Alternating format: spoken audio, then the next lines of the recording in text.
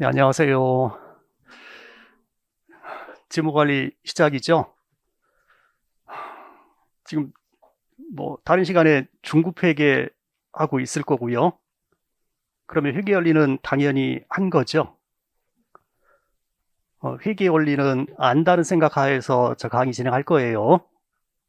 어, 그 회계 원리도 회계 원리의 기초를 알면 되는 거고요. 제가 재무상대표 이러면 무슨 말인지 알아들으시죠? 제가 BS라고 써도 괜찮으시죠? 시작합시다. 자, 재무관리라는 과목이고요. 회계사 시험에서 어디에 출제가 되는지는 혹시 알고 계신가요? 1차 시험에서는 1교시의 경영학이 총 40문제인데 그중에 40%인 16문제가 재무관리로 출제가 되고 있고 2차 시험에서는 첫째 날 2교시에 별도의 재무관리라는 과목으로 출제가 되고 있고요. 그런 재무관리라는 과목인데 저기 학원 측에서 요청하기에 맨 첫 시간에 강의 어떻게 진행할 거냐 하는 수업 방식하고 그다음에 복습 어떻게 할 거냐 하는 거에 대한 얘기를 좀 하라라고 하더라고요. 잠깐만 얘기하게 되면은 우리 재무관리에서는 다른 과도 마찬가지지만 계산형 문제가 좀 많아요. 최종적으로는 이제 배우겠지만 기업 가치가 얼마 돼야 된다, 투자의 가치가 얼마다, 혹은 주식 가치, 채권의 가치, 선물 가격, 옵션 가격 이런 얘기를 할 거예요. 그러면서 가치나 가격에 대한 계산이 최종적으로 이루어지게 돼요. 근데 이런 계산을 하려면 이 계산하는 식을 알아야겠죠. 그래서 어떤 균형 관계식 같은 것들이 도출이 될 거예요. 그 식을 도출하기 위한 과정들이 있을 거고요. 그 도출을 위한 가정이 있을 거예요. 그래서 일정한 가정 하에서 이론을 전개해서 어떤 식을 도출한 다음에 그 식을 가지고 최종적인 계산까지 가는 게 일반적인 형태예요. 이때 우리가 이 가정과 도출 과정에 대해서는 여러분 입장에서는 충분히 이해가 돼야 되고요. 그 결론 나온 이 결론식에 대해서는 반드시 암기가 이루어져야 되고 그 식을 가지고 계산하는 과정은 여러 번 해서 숙달이 되어야 하는 거죠. 당연한 얘기죠, 지금. 근데 그 중에서 이 식하고 계산 과정을 이용해서 우리가 실제 시험에서는 계산형 문제들을 풀게 될 거고요. 그리고 각종의 가정과 그 가정에 1을 더해서 어떤 식을 도출하는 과정과 관련해서는 시험에서 지문형 문제로 출제가 되게 돼요. 전체 그냥 간단히 얘기하면 이런 것들을 우리가 배우는 거죠. 그에 대해서 제가 강의를 할 때는요, 이 정도 순서로 쭉 얘기를 할 건데, 이제 수업을 들으면 알겠지만, 제가 강의하는 과정 속에서는 판서량이 꽤 많아요. 그런데요, 제가 판서를 하는 내용, 혹은 제가 말을 하는 내용들은 제가 아는 것 가지고 뭐라고 얘기하고 쓰고 이러겠죠. 제가 아는 내용들 가지고 이 책을 써놨거든요. 제가 강의 시간에 하는 말이라든지 판사하는 내용은 다 책에 있어요. 그래서 여러분이 나중에 복습할 때 책을 한번 보게 되면은 책 어디 있는지 금방금방 눈에 띌 거예요. 우리 공부할 때에 예습하고 강의 듣고 복습하고 라고 얘기하지만 예습은 할 생각하지 마세요. 혹시나 책을 좀 봤는지 모르겠지만 여러분 혼자 책을 봐서는 이해 안 돼. 제가 충분히 써놨지만 재무관리가 좀 어렵다고 하는 과목이거든요. 재무관리 어렵다는 얘기는 혹시 들어보셨어요? 혹자는 재무관리를 표현하기에요. 세무사 양성 과목이다라고 얘기를 해요. 회계사와 세무사 시험의 제일 큰 차이가 재무관리예요. 회계사 시험 공부하다가 재무관리가 안 되면 세무사로 돌리는 케이스가 많아요. 그래서 재무관리를 세무사 양성 과목이다라고 표현하는데요. 그렇게 좀 내용이 좀 어려워서 예습하는 걸 혼자 하는 게 쉽지 않을 거예요. 예습할 시간에 차라리 복습하세요. 복습할 시간도 부족할 거다. 자, 그래서 예습은 집어치우고 강의 잘 듣고 복습으로 가면 되는데요. 복습할 때의 책 내용을 보게 되면은 제가 했던 얘기들, 판서했던 얘기들이 그대로 책에 다 나올 거니까 제가 강의할 때에 판서하는 내용을 열심히 따라 쓰겠다 하지 마시고요. 하지 마시고 판서는 따라 쓰지 않아도 책에 있겠거니 아니 보면 되겠거니 생각을 하시고 보다 더 강의 내용을 이해하는 쪽에 초점 맞춰서 따라오세요. 이해가 잘 되면 복습할 때 한번 보면은 다 떠오를 거야. 자, 그 정도로 강의할 거니까요. 괜찮겠어요? 자, 그리고 제가 쭉 설명을 하면서 최대한 이해를 시킬 거고, 그리고는 이러니까 이 식은 반드시 외우세요 라고 할 거야. 쓸데없는 거 따라 쓰지 말고, 쓸데없는 거 외우고 있지 말고, 제발 외우라고 하는 거 외우세요. 반드시 얘는. 그래서 수업 시간에 강의하면서 쭉 내용을 얘기하고 나서 그러니까 이건 외워 이럴 거거든요. 그건 외워. 그래서 그런 식에 대한 암기사항들 제가 얘기하는 거 있으니까 이게 반드시 암기하시고요. 괜찮겠어요? 자, 그리고 이렇게 제가 설명하고 암기한 내용 가지고 책에 있는 예제들 풀어볼 거예요. 근데 같이 한번 따라와 보시고 그리고 나서는 그날 수업이 끝나고 저녁에 복습하실 거죠. 특히나 재무관리 제가 웬만큼 강의를 좀 해요. 그러니까 좀 어려운 내용도 여러분을 최대한 이해를 시킬 거야. 근데 그게 하루가 지나버리면 이제 나 없이 너 혼자 하는 거잖아요. 그럼 잘 안 돼. 그러니까 제가 최대한 이해를 시켜서 머릿속에 남아있을 때에 복습하세요. 자, 복습하면서는 주로 책을 가지고 할 거니까요. 책에 있는 말로 쫙 써 있는 얘기들, 걔네들 정독하세요. 정독. 빨리 그냥 알만한 얘기라고 지나가지 마. 책에 나중에 보면요, 써 있는 문장들이 다 주옥 같은 문장들이야. 아트야. 그 이유가 시험에 나왔던 문장, 혹은 시험에 나왔던 문장을 살짝 바꾸면, 혹은 시험에 나올 수 있는 문장들을 거기 제가 써놓은 거예요. 그러니까 문장 빼놓지 말고 다 정독해. 자, 그리고 제가 암기하려 했던 얘기들 암기되었는지 반드시 확인하시고요. 자, 그리고 예제 같이 풀어봤었잖아요. 또 이거 혼자 풀면 또 잘 안 돼. 그러니까 최대한 스스로 이 예제 풀어보는 거 다시 한번 해보시고요. 자, 이 정도만 해도 시간이 빡빡할 거예요. 뭐 이게 제가 강의 진행하는 방식, 그다음 복습 이렇게 해라 정도의 얘기예요. 제가 원래는 이런 강의할 때 OT가 없거든요. 그냥 바로 들어갑시다 이러고 제가 들어가는데 한번 하라고 해서 했는데 어쩐지 모르겠네. 자, 이제 제대로 들어갈게요.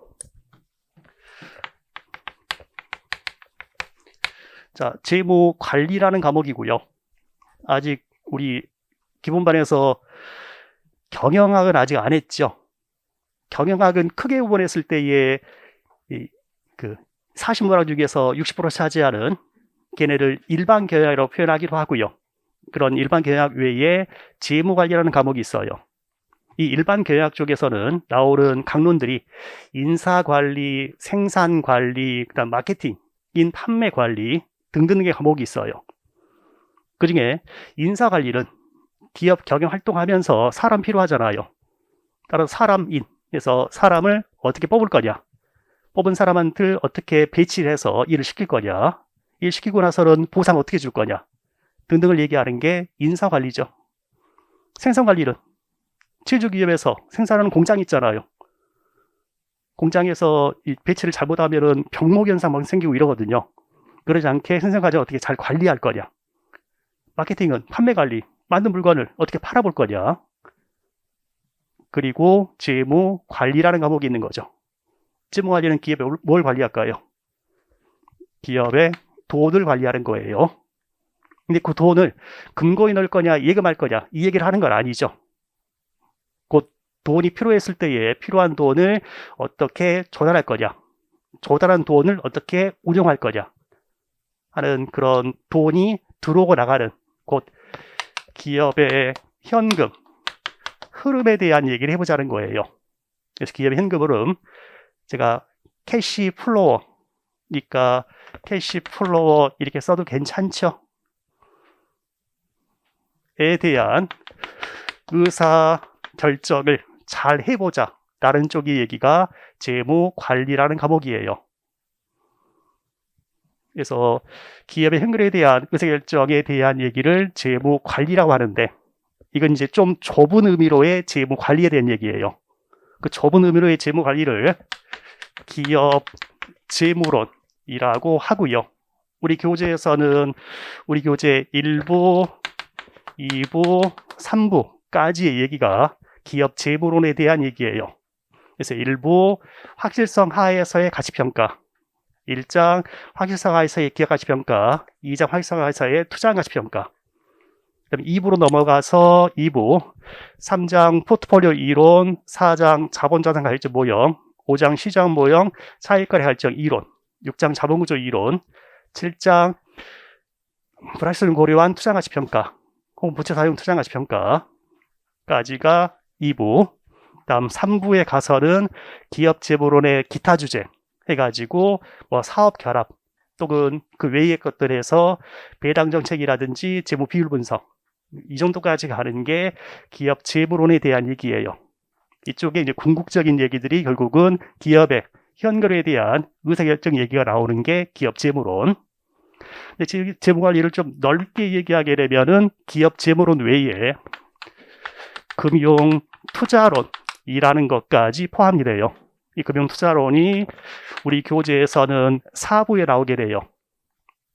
그래서 주식가치평가 투자 전략, 채권가치평가 투자 전략, 선물결정과 투자 전략, 옵션 결정 투자 전략, 옵션 결정 모형, 그리고는 맨 마지막 가서 금융 투자론의 기타 주제까지 가는 거예요. 이게 이제 여러분 전체 배울 얘기인데, 하여간 이 4부는 아직 멀었잖아요. 3부 가기로 아직 멀었으니까. 당분간 우리는 재무관리는 기업 재무론 얘기하는 거다 생각하시고요. 거기서는 결국 기업의 현금 흐름에 대한 의사결정 문제를 다루고 있다 정도 생각을 하고 시작을 하면 되겠어요. 제가 지금 우리 교재로는 서론에 있는 2페이지 얘기를 시작했네요.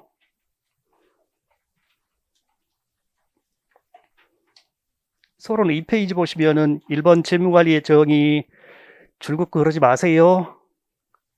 또 하나 1번에 기업 재무론, 또는 2번에 금융 투자론. 보니까 거기 있잖아요. 굳이 여러분이 이걸 따라 쓰고 이럴 이유는 없는 거예요, 지금.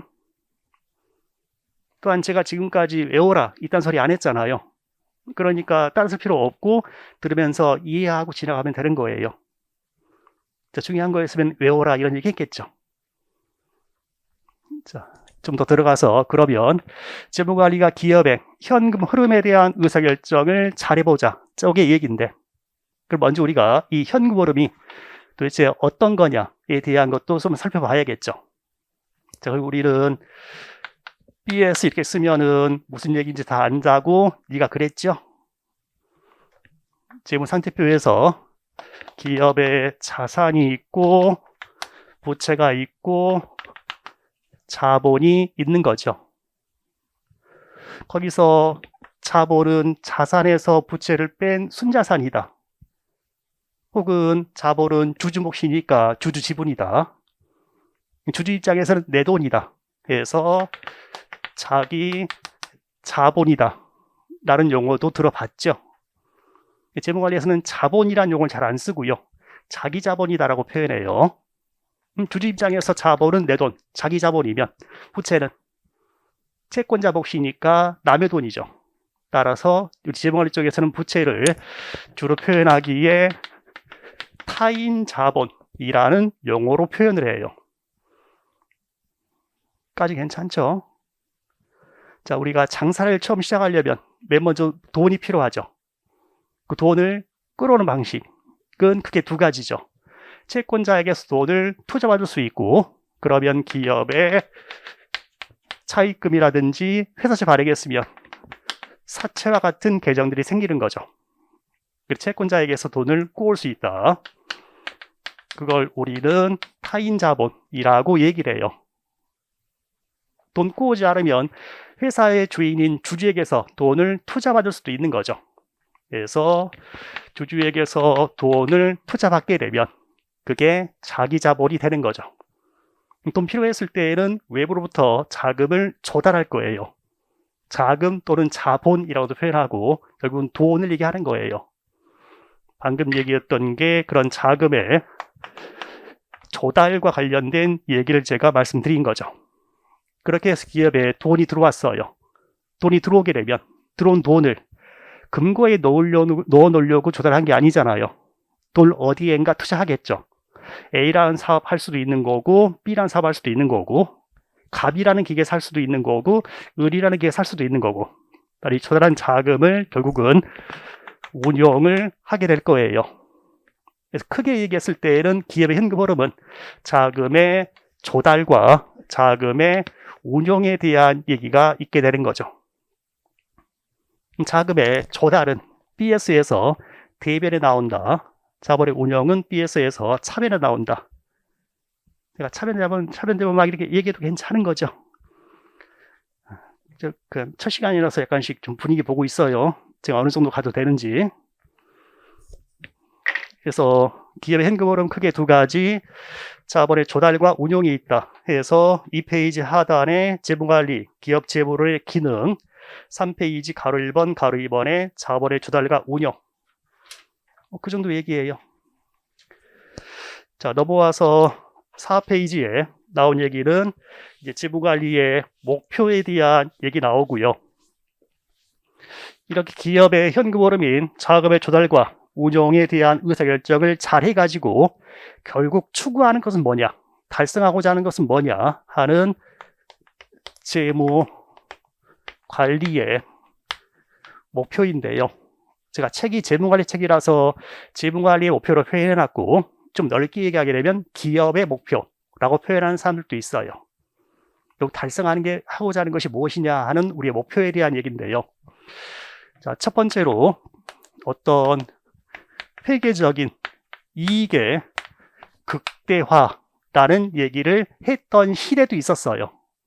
근데 현대 재무관리에서는 제 목표로서 회계적 이익의 극대화는 타당하지 못하다라고 얘기를 해요. 얘는 아니다라는 거예요.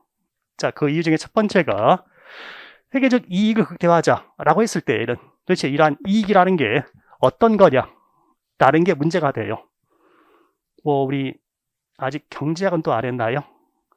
경제학에서는 기업을 이윤을 추구한다라고 표현해요. 우리가 보통 얘기하는 이익과 비슷한 개념이 되는데, 만약에 이익, 도대체 뭐냐?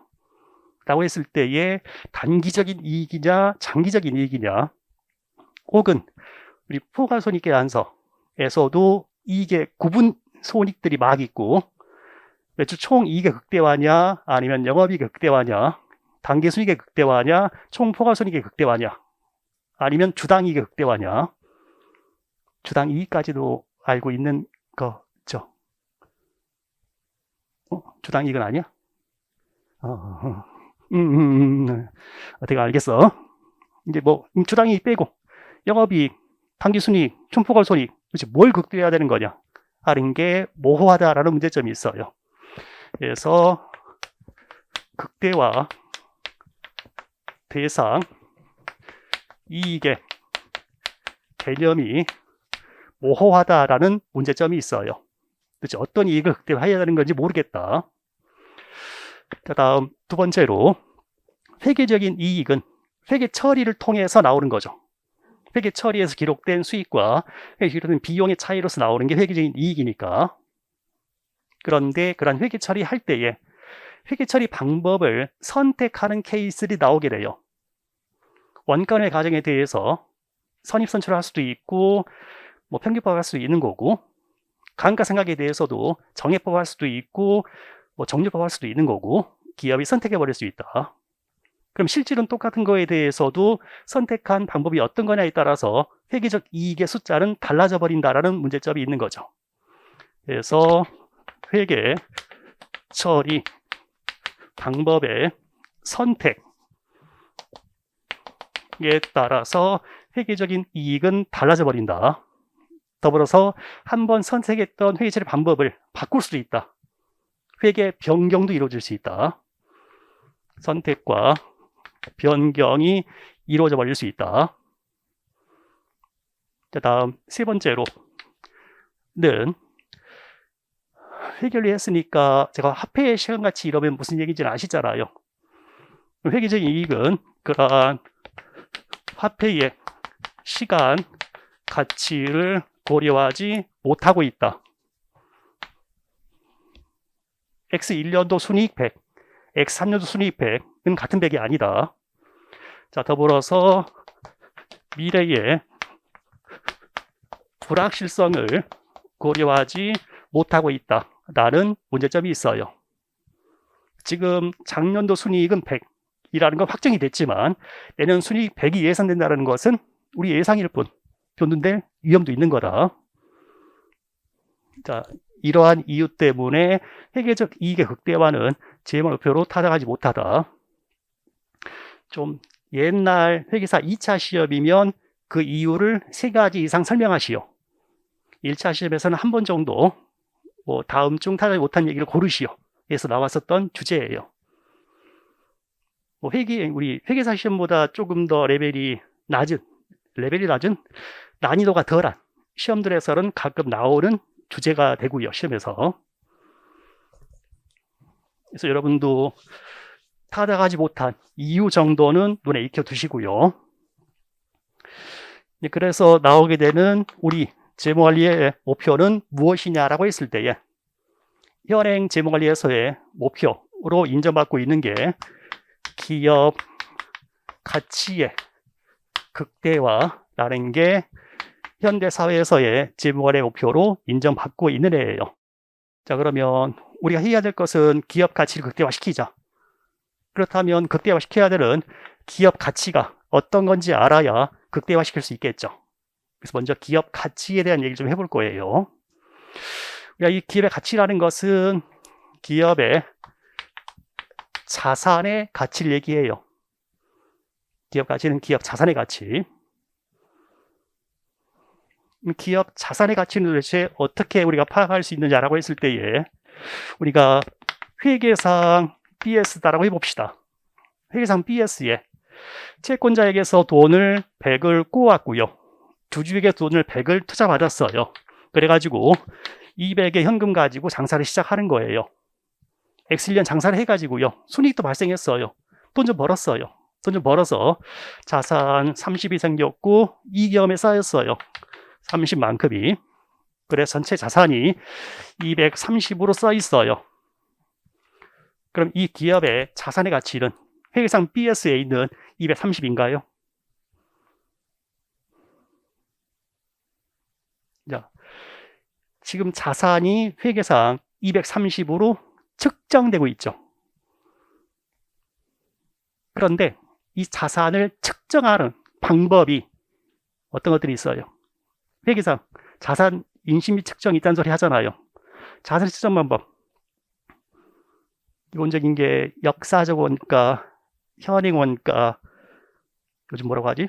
실현가능 가치 이런 얘기 하나요?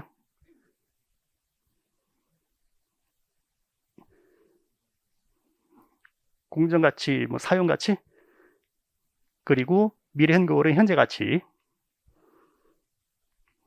그 중에 가장 이론상 타당한 건 뭐라고 배웠어요? 자산의 정의는 요즘은 좀 바뀌었대. 제가 알고 있는 자산의 정의는요, 좀 이전 것 같은데 기업의 과거 거래나 사건의 결과로 발생을 했고 현재 특정한 기업 실체에 의해서 통제되고 지배되고 있으며 미래 경제적 효익이 미래 경제적 효익이 기대가 되는 자원이다. 이 정도로 제가 알고 있어요. 제일 중요한 부분은 뭐예요? 미래 경제적 효익이라고 저는 알고 있는데, 근데 미래 경제적 효익은 뭐예요? 미래 현금 유입을 증가시키거나 현금 유출을 감소시킬 수 있는 능력이다 라고 저는 알고 있는데, 어떻게 원종이를 불러올까요? 혹시 원종이 아침에 하고 갔어요? 제가 이따 끝나고 전화할 테니까 내일 아침에 좀 보세요. 자, 이 안에 회계상 예를 들면 역사적 원가. 10년 전에 10억 주고 산 땅이 지금도 10억으로 써 있다. 진실한 가치를 반영하지 못하죠.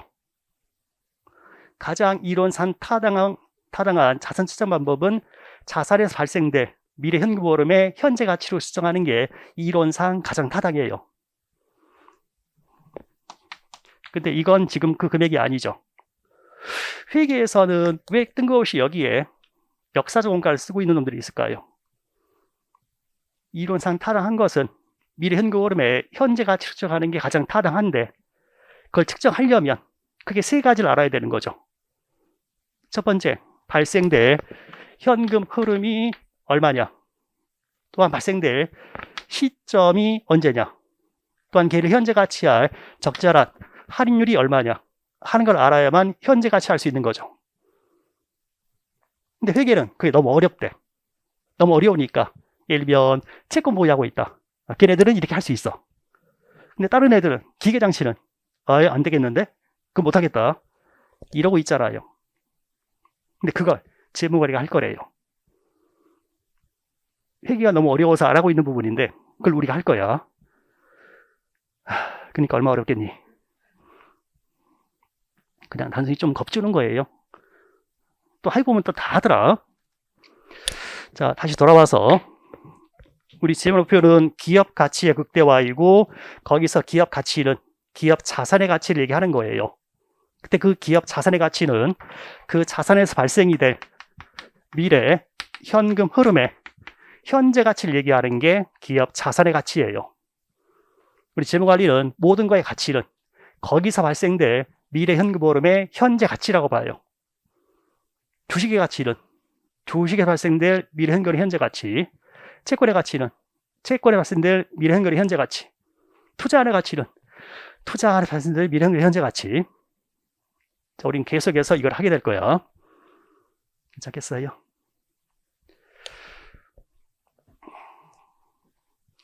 그래서 우리는 이렇게 먼저 해야 될 게 극대화 대상이 기업 가치이고 그 기업 가치는 기업 자산의 가치인 거다.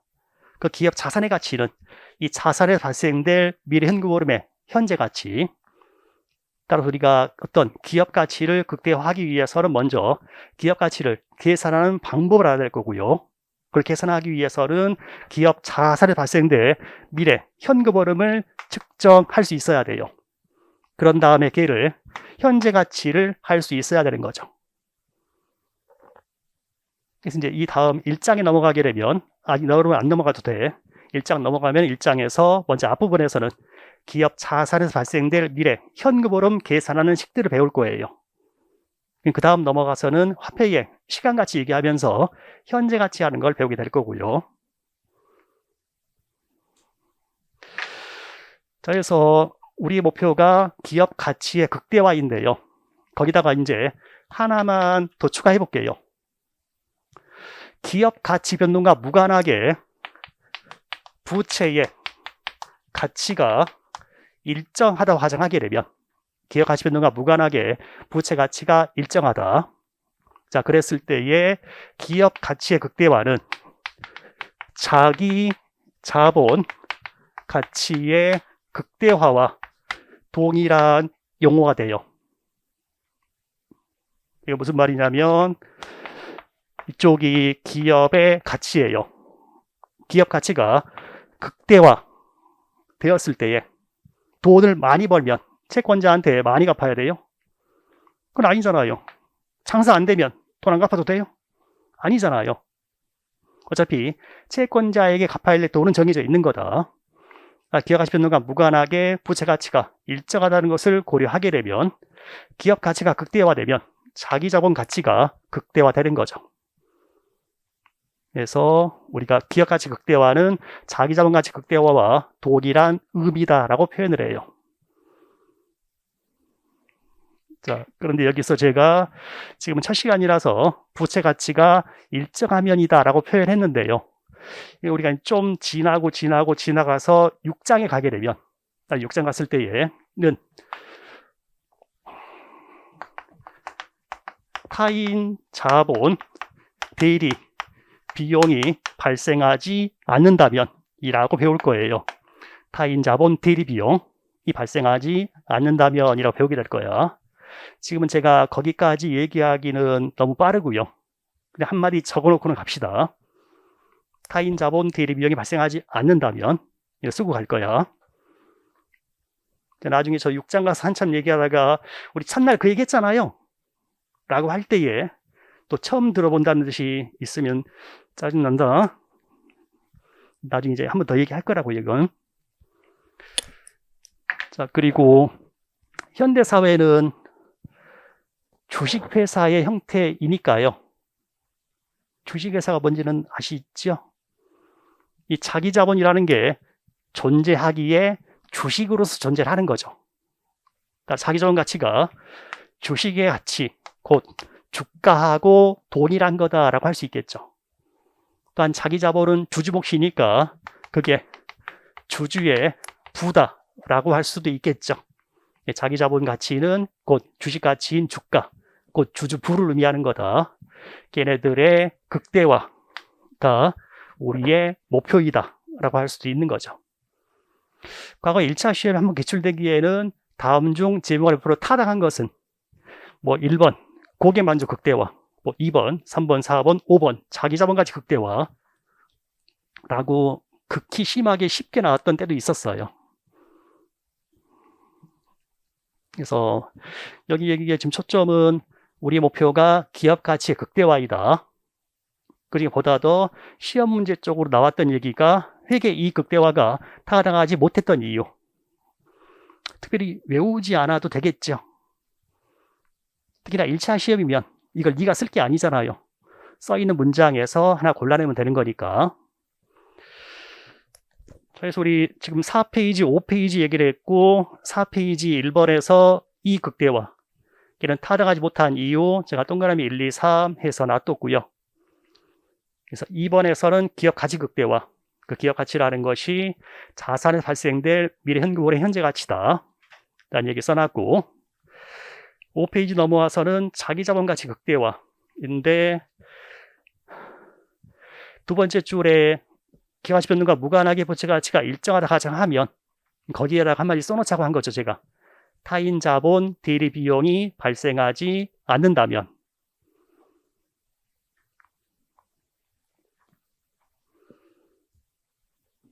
제가 거기에 책 쓸 때 써놓고 싶었는데요. 거기에 그 말을 써놓으면은 도대체 이게 뭔 얘기냐라는 질문들이 많이 들어오니까 거기 제가 써놓지는 못했어요. 나중에 6장 가서 제가 얘기를 하겠다고요. 자, 다음 넘어와서 6페이지, 7페이지에는 앞으로 이 순서대로 배우게 될 거다 뭐 이런 정도 얘기를 써놨으니까요. 그냥 뭐 목차라 생각을 하시고 보시면 될 것 같아요. 자, 거기까지가 소론 얘기였고요. 이제 1부에서 1장 들어와서 10페이지에 1번 확실성하에 기업가치평가 제1절에 기업가치평가의 의 해가지고요. 자, 기업가치 펌 밸류예요. 일단 제가 주로 V를 쓸 거예요. 밸류 V 기업가치 얘기예요. 자, 그리고 타인자본 부채 있잖아요. 보통 채권에 돈을 꾸어올 때는 채권 발행에서 돈을 꾸어오는 게 일반적이에요. 채권 영어로 본드라고 하는데 본드. 그래서 제가 B라고 주로 쓸 거예요. 주주에게 돈 투자받는 자기 자본은 투자받을 때 주로 주식 발행해 주는 거잖아요. 주식 스탁. 제가 주로 S로 쓸 거예요. 이거 괜찮겠죠? 일부 책들에서는 이 타인 자본, 부채를 본드로 안 쓰고 빚이다. 뎁이라고 쓰는 책들도 있어요. 혹은 자기 자본 쪽은 이퀴티라고 해가지고 E로 쓰는 책들도 있는데요. 저는 그냥 BS 이렇게 쓸게요. 뭐 기호는 금방 익숙해질 거예요.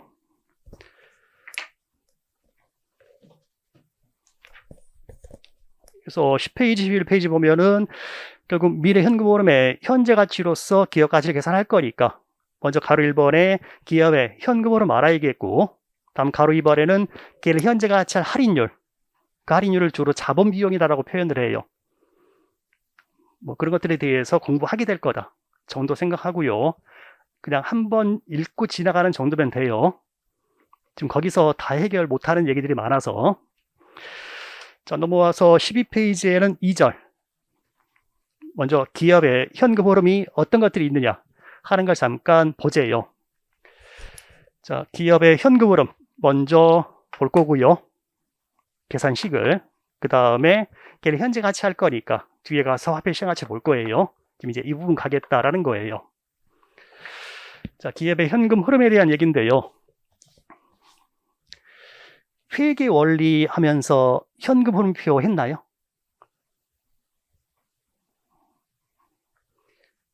안 했어? 네. 중급에게는 현금을 가려면 아직 멀었죠?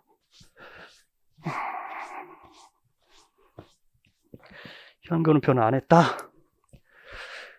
자, 나중에 여러분 이제 중급에서도 현금표를 배울 건데 그때 가면 현금표를 작성하기 위해서 필요한 자료들이 있어요.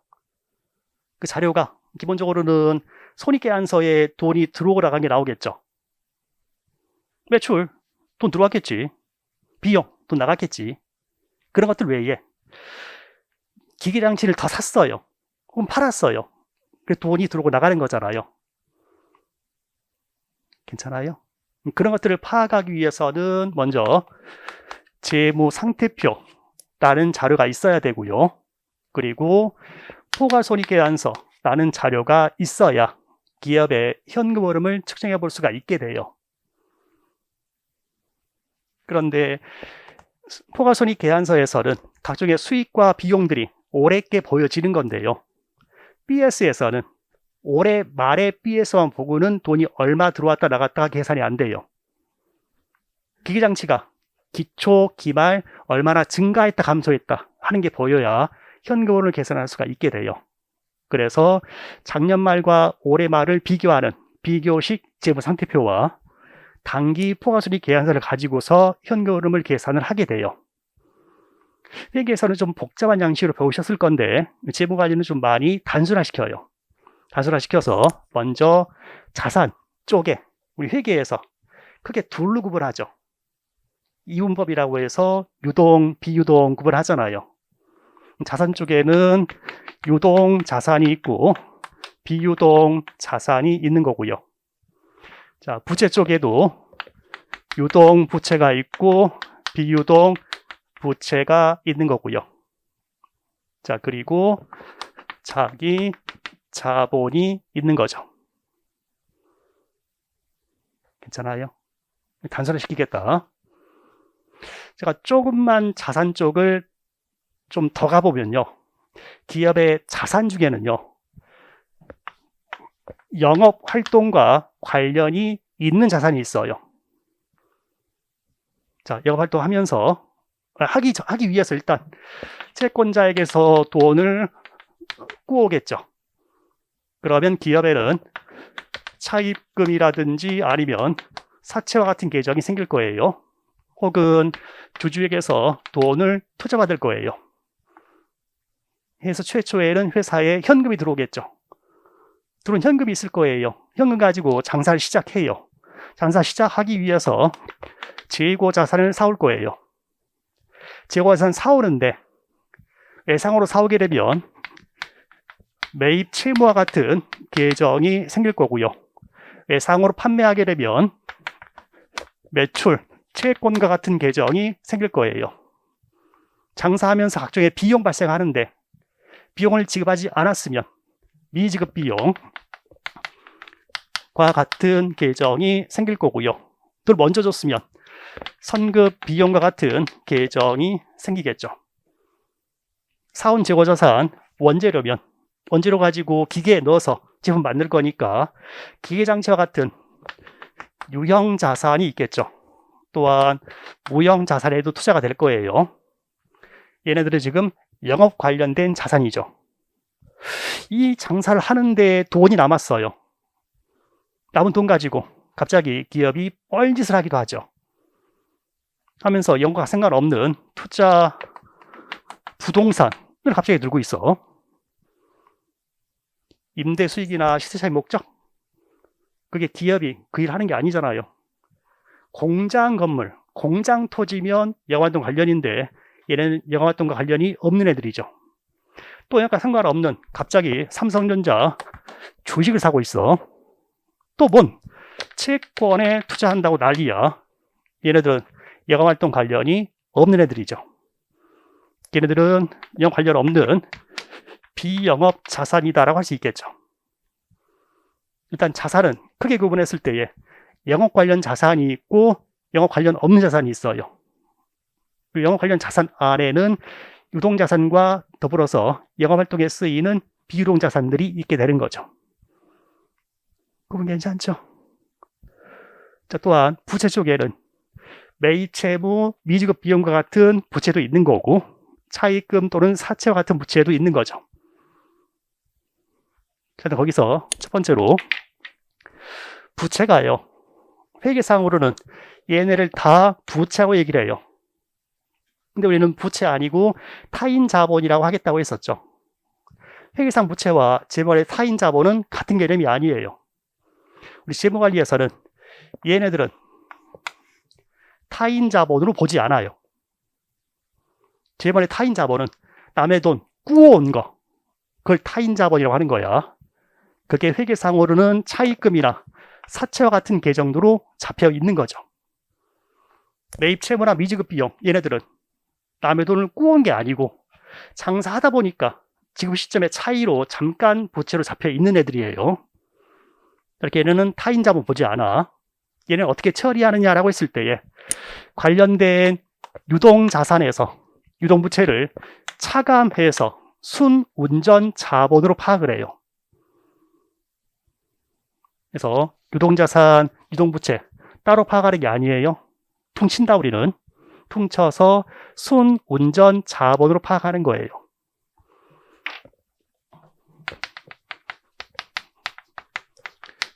자, 순운전 자본, 넷워킹 캐피탈, 순운전 자본. 걔는 기업의 유동 자산에서 유동부채를 차감한 거다라고 생각하시면 돼요. 기업의 유동자산에서 유동부채 차감한 걸 순운전 자본이다라고 표현해요. 그래서 정확히 표현하면은 여기가 유동부채가 아니고요. 진짜는 비이자 발생 부채, 이자 발생하지 않는 부채인데 걔네가 매입채무나 미지급 비용 이런 애들인데요. 지금 회계사 시험에서 1차, 2차까지도 그냥 다 유동부채로 그냥 표현되고 있어요. 그래서 여러분은 유동자산에서 유동부채를 빼서 순운전 자본으로 파악을 해주면 돼요. 자, 좀만 더 좀 단순하기 위해서 자, 당분간은 기업에 비영업 자산이 없다라고 생각을 할 거예요. 없다고 생각할 거야. 이유는 이제 뒤에 가면 나와요. 그래서 일단 자산으로는 영업활동 관련된 자산만이 있고 그 영업활동 관련된 자산은 구분되기에 유동자산에서 유동부채를 뺀 순운전 자본이 있고 영업활동에 쓰이는 비유동자산이 있는 거예요. 그래서 유동자산, 유동부채는 그냥 둘이 퉁칠 거예요. 퉁쳐서 순운전 자본으로 파악할 거고요. 또한 영업활동에 쓰이는 비유동자산, 유형자산이나 무형자산 이런 애들인데 지금은 얘네를 비유동자산이라고 부르고 있는데요. 몇 년 전까지만 해도 얘네 이름이 고정자산이었어요. 유동자산, 고정자산. 그래서 고정자산, 픽스드 어셋. 그래서 픽스드 어셋이라고 쓸 건데 비유동자산이다 생각을 하시면 돼요. 자산은 순운전 자본과 비유동자산으로 파악을 할 거고요. 다음 부채가 곧 타인 자본이 있고 자기 자본이 있고 이렇게 파악을 할 거예요. BS는. 그 다음 이번에는 각종 수익과 비용들이 나오는 손익계산서 쪽의 얘기인데요. 회계 원리부터 많이 봐왔을 손익계산서인데요. 제가 좀 많이 또 단순화 시킬 거예요. 혹시 맨 위에 매출액이 오는 건 아시죠? 이 매출액이 영업 관련 수익이잖아요. 거기서 영업 관련 비용들을 빼게 되면 나오는 게 기업의 영업이익이죠. 자, 그런데요. 기업의 영업 관련된 비용은 어떻게 구분될 수 있나요?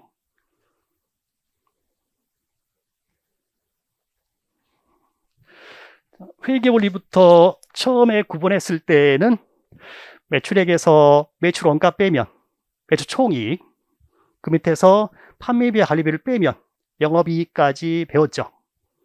그러면서 이 영업비용을 매출 원가와 판매비와 관리비로 구분할 수 있는 거죠.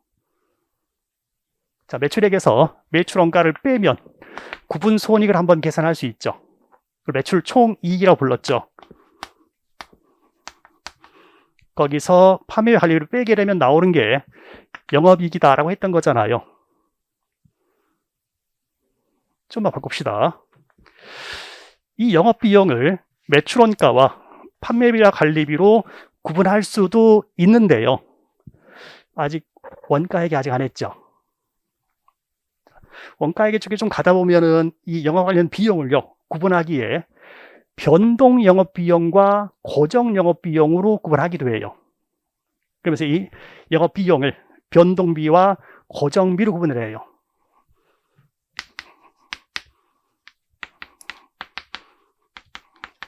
자, 변동비와 고정비의 차이는 뭐냐면요. 이 변동비라는 건 판매량 또는 매출액에 따라서 비용이 변하는 거. 고정비는 판매량 매출액과 무관하게 정해진 금액이 발생하는 게 고정비. 자, 김밥집에서 김밥 한 줄을 팔아요. 거기에 단무지 하나 들어가죠. 김밥 10줄을 팔면 단무지 10개 값이죠. 걔는 변동비. 괜찮아요? 근데 그 김밥집이 24시간 김밥집이야. 불은 켜고 있거든요. 김밥 100개를 팔든 1000개를 팔든 하나도 못 팔든 전력비는 나가는 거죠. 이게 고정비. 괜찮겠어요? 자, 지금 우리가 할 구분은 어떤 거냐면 이 영업 비용을 현금 나가는 영업 비용과 현금 안 나가는 영업 비용으로 구분할 수도 있어요. 이거 뭐 나중에 갈 거니까 일단 좀 더 쓰고 갈까? 매출액에서 변동 영업 비용 빼면 또 구분손익 계산할 수 있어요. 매출액에서 변동 영업 비용 빼면 걔를 공헌이익이라고 해요. 공헌이익에서 고정 영업 비용 빼면 뭘까요? 어쨌건 영업이익인 거지. 단지 영업 비용을 이렇게 쪼갤 거냐 이렇게 쪼갤 거냐 차이니까. 괜찮아요? 제가 아직 외워라 이런 얘기 안 했어요. 아니, 원가 가면 당연히 배우게 될 거야 이거. 필요하면 외우라 하시겠지 그쪽에서. 이게 지금 제목 얘기 아니니까 나 지금 여기 이제 제목 관리. 자, 영업 비용을 구분하는데 현금 나가는 영업 비용과 현금 안 나가는 영업 비용으로 구분할 수 있어요. 영업 비용 중에 현금 안 나가는 영업 비용이 뭐가 있을까요? 비용 잡는 건데 현금 안 나가. 감가상각비. 기계장치 살 때 돈 나갔죠. 감가상각할 때 돈 나가는 게 아니잖아요. 자, 구분될 수 있겠어요? 현금 나가는 영업비용, 현금 안 나가는 영업비용. 그래서 먼저 영업비용 중에 현금 유출이 있는 영업비용.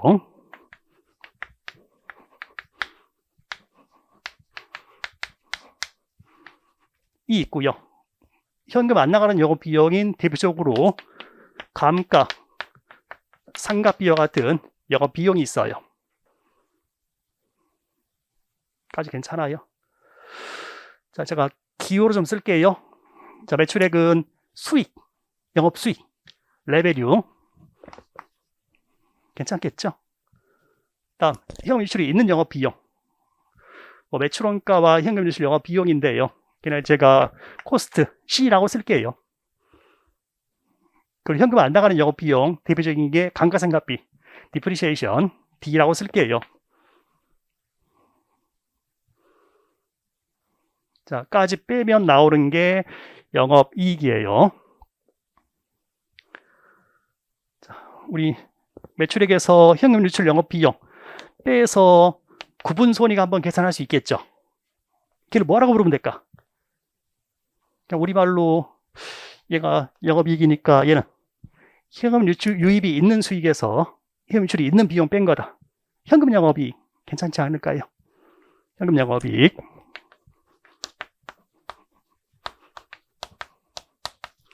거기서 감가상각비까지 빠지면 나오는 게 영업이익. 자, 그 밑에는 각종 영업 외 수익과 영업 외 비용들이 고려가 되겠죠. 자, 영업 외 수익과 영업 외 비용 중에는 제가 딱 한 가지, 모든 기업에 있을 만한 이자 비용만 고려할게요. 이자 비용. 그래서 여기서 이자 비용이 차감되면 모든 영업의 수익과 비용 제가 다 고려한 거예요. 유형자산 처분 손익 이런 건 있는 기업도 있고 없는 기업도 있겠죠. 그런 건 그냥 신경 쓰지 말자. 모든 기업에 있을 만한 영업의 항목으로 이자 비용만 고려하자. 자, 까지 빼면 나오는 게 법인세 비용 차감 전 순이익, 세전 이익 이렇게요. 자, 그 밑에서 법인세 비용까지 차감되면 나오는 게 당기 순이익이죠.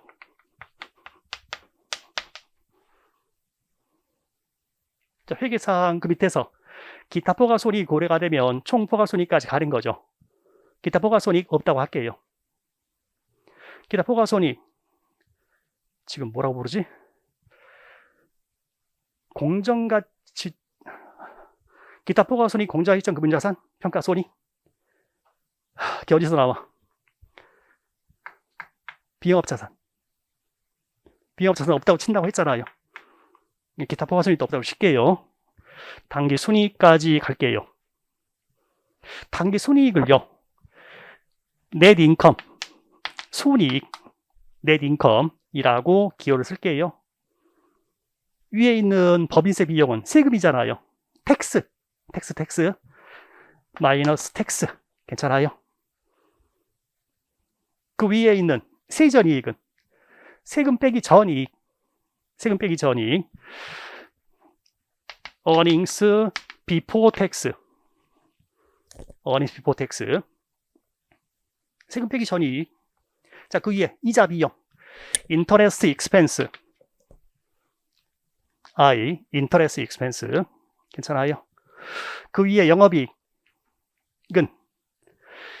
영업 수익에서 영업 비용들을 뺀 영업이익인데요. 밑에부터 올라오면 세금과 이자 비용을 빼기 전 이익이죠. earnings before interest and tax, EBIT. 기억 괜찮아요?